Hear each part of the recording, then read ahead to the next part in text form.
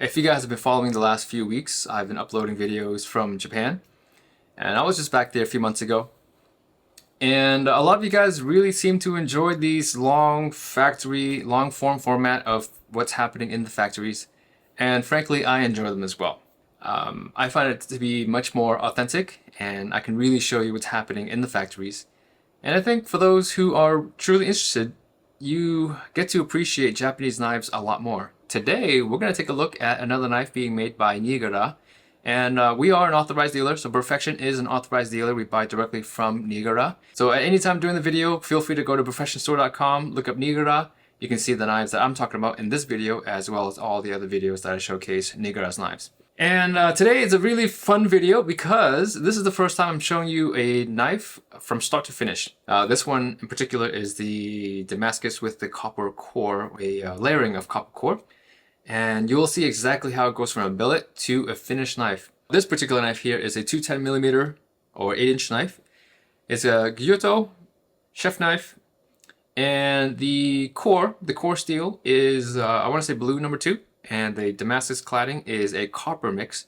So you've got a bunch of layers of the copper Damascus stainless, and this particular knife is a Kuryuchi finish. So the cladding, the outer layers of the cladding is got this raw black burnt finish. Alright, so off to the factory. After my breakfast, we went to the factory, and this is like at 9 in the morning, so this is fairly early. And these guys are there working. I want to say this is a Saturday. This is day 2 of my visit there. And today we're following Maruyama-san. The billet that he's holding is no longer technically a billet, it's now a blank. It's gone through the cutting process, so the billet normally is a rectangular piece, and it goes through shaping, cutting, grinding, to get it down to a blade shape. And this is what we're looking at here. So right now, we are inspecting the blank for straightness.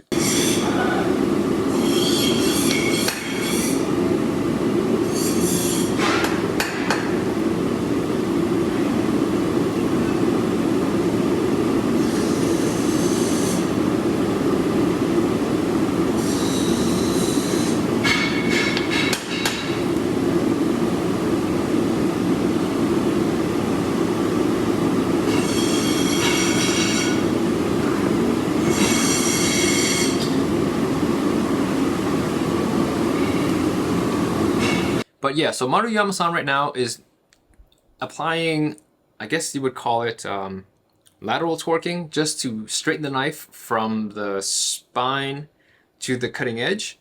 So this is much harder to do because it is a much more narrow length of material versus the entire length of the blade.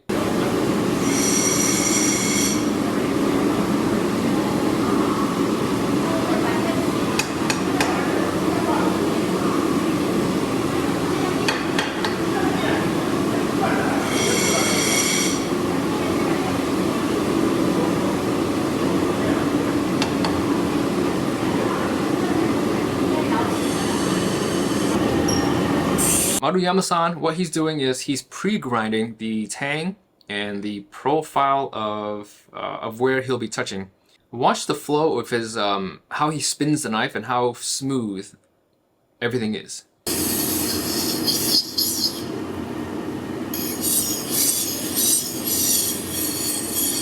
Yeah, so he smooths everything out, and now he's actually moving to stage 1 of grinding.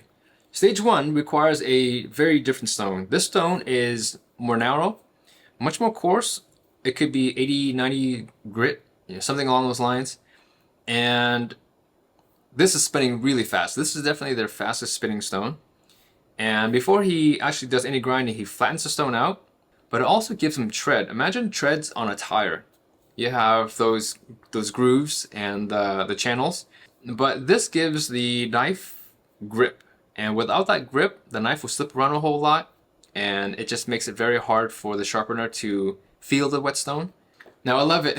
After he grinds the stone down, and he's, I guess waiting for the water to settle and the stone to settle, or the particulates to settle there, he's got his hand like an inch above the stone, just feeling the water flow through his fingers. Like it's like you know, it's like every Olympian, every athlete has a little ritual that they go through before they compete.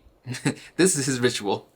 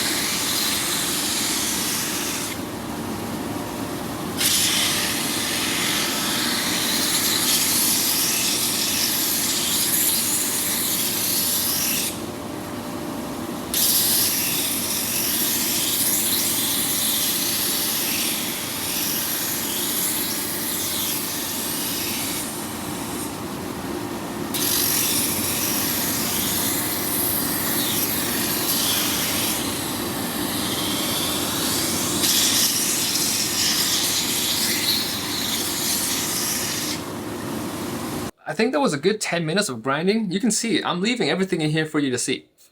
And now we're moving on to stage 2 of grinding. And this is still considered grinding. This is not sharpening yet because we're not touching the edge of the knife, even though it looks like, the stone does touch the edge. But the primary goal of this particular stone is to refine that bevel that was just created from the last machine. And this stone is quite a bit wider. This is about 4 feet wide or so, maybe, yeah, about 4 feet wide. And it grabs, it will touch essentially the entire surface of that bevel that was just created.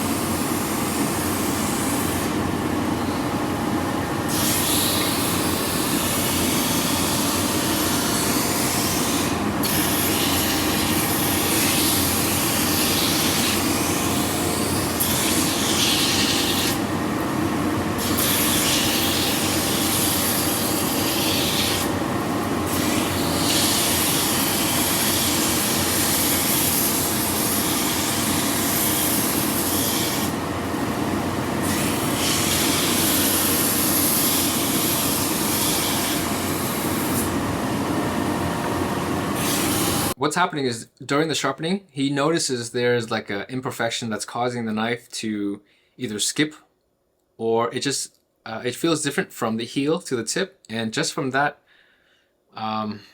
sensation alone, he knows there's something that needs to be corrected, and he corrects it on the spot. And you're now at the belt sanding station, and this is basically finishing for the bevel, not for the cutting edge yet. Did you see he just put his hand on the belt while it's spinning at full speed? These guys are crazy. これは刃を傷を磨くきれいにこれが砥石の傷なんですけど、傷を細かくして細かく傷を細かく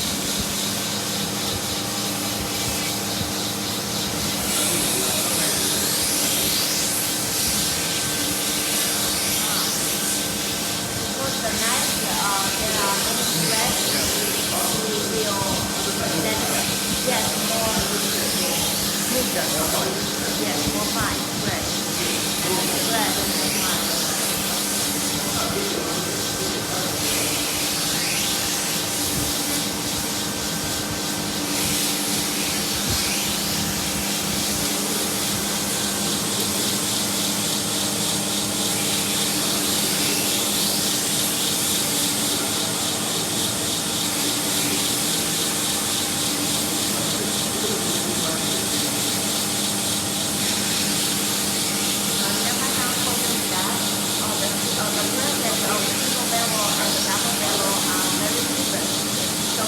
show us double bevel first, then he will show us the single bevel.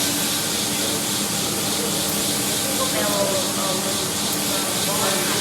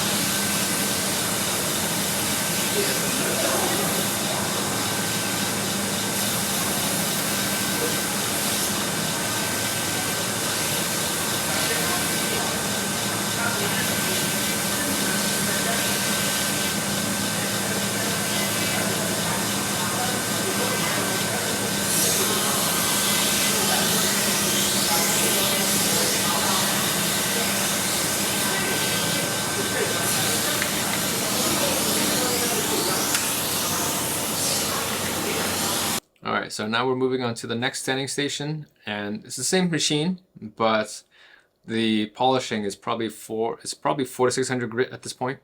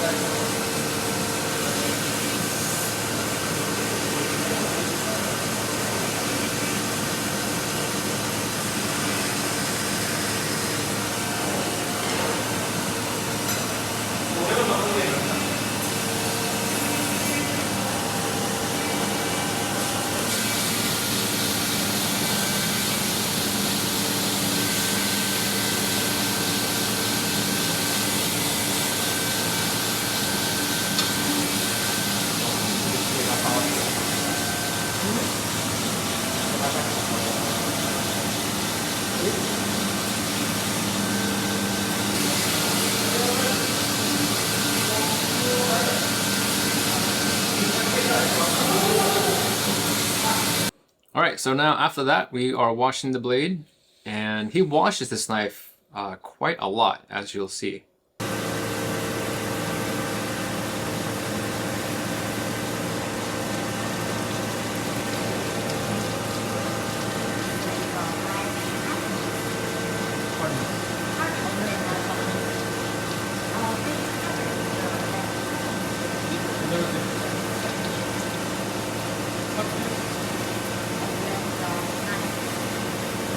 Resisting breaking. And hardness is, I can measure the cutting edge.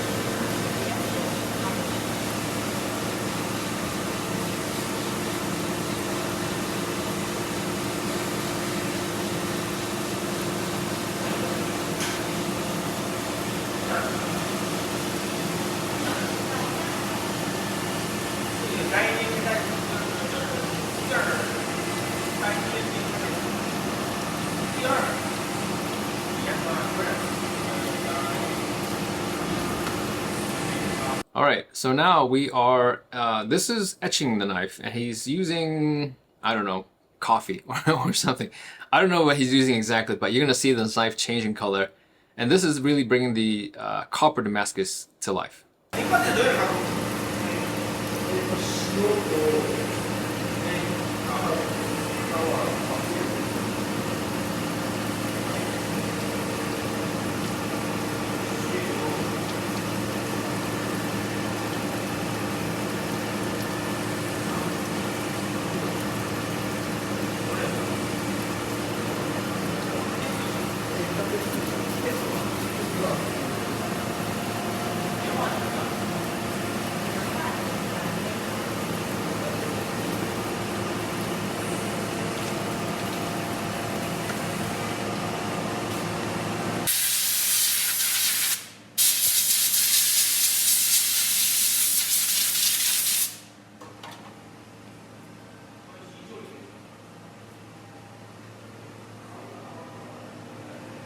So right now he is applying an oil finish on the entire surface of the blade. This is very similar to Tsubaki oil.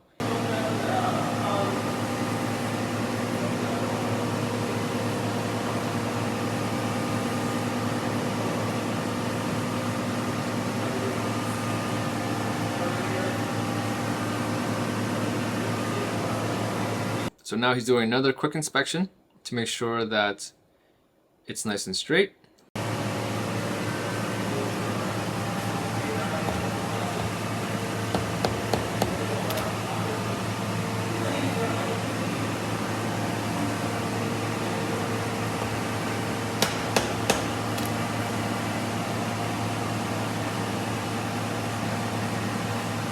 Okay, so now he is installing the handle. It is a temporary wah handle on the blade, and this allows him to hold the knife and give him much more control during the sharpening process. So now we're heading to the first sharpening station.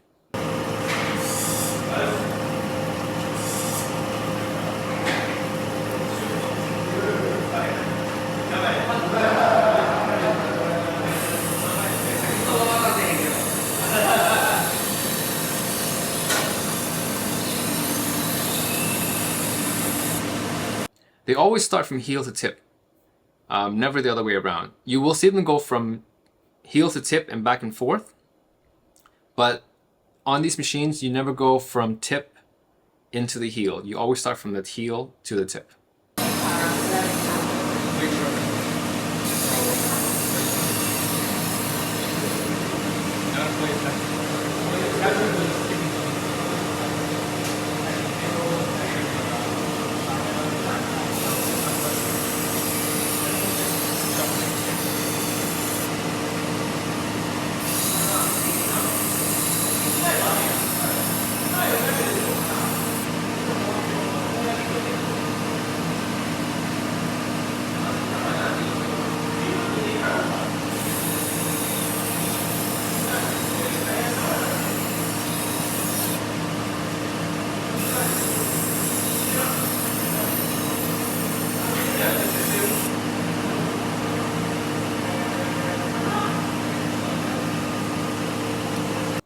Alright, so straight from the first grinding stone, he goes now to the polishing stone.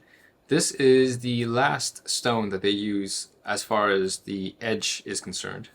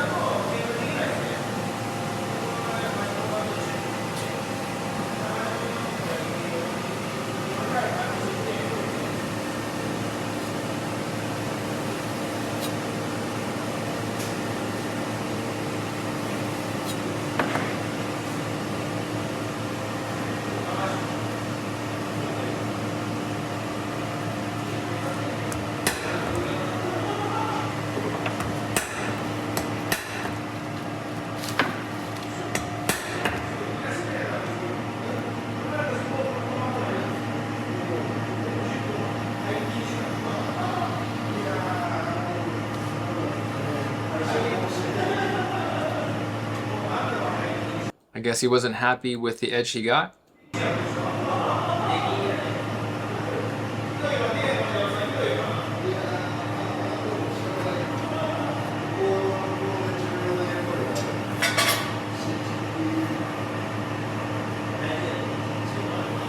Oh.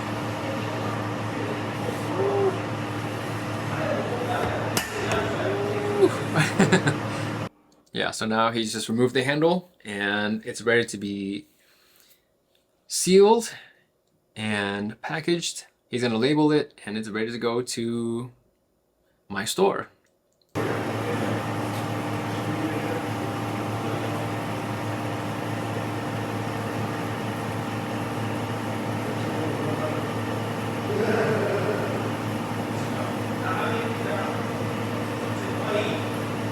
And definitely give me your feedback if you like these sort of long form format. Let me know and I will put more of them together. I really enjoy watching them because as I'm watching them and as I'm editing them, there's so much that we miss when we try to make videos super short. Yeah, so that is how a knife is made. And this is only one of these samples that I got to see. There were a lot more and I will have more videos coming out over the following weeks. I'm editing these videos as fast as I can, so I hope you appreciate that. But tell me what you guys think of this format. Do you like this long form format where I really just show you everything? Nothing is held back. Nothing is edited out of the video. You are seeing literally what I see when I'm there pertaining to that particular knife. And we have, I want to say there's like 4 or 5 other knives that I was able to capture how they were made. And like I said, I will be uploading those videos in the near future. But, you know, this has been just such an incredible trip. I just want to say thank you to everyone who's watching, who's still here. And I want to say thank you to the folks over at Nigara Hamano for allowing me the honor of touring your factory and seeing everything that I was able to see. And so yeah, so if you guys haven't seen the video of me touring the whole factory, you should check out the video. It'll be posted here somewhere. And over the next few uploads, I will be posting more videos like this one, but of different knives that I was able to capture on video. And if you have anything you want to see in particular for future videos, any ideas, please let me know in the comments. And I just want to say thank you for being here, and I'll catch you in the next video.